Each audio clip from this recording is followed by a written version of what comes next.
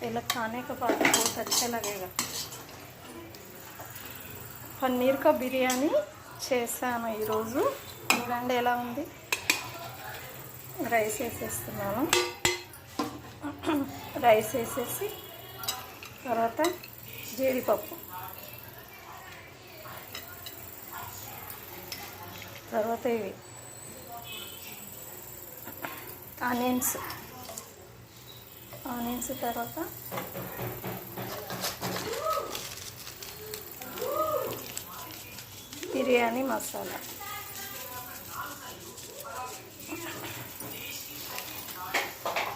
బిర్యానీ మసాలా, తర్వాత నెయ్యి,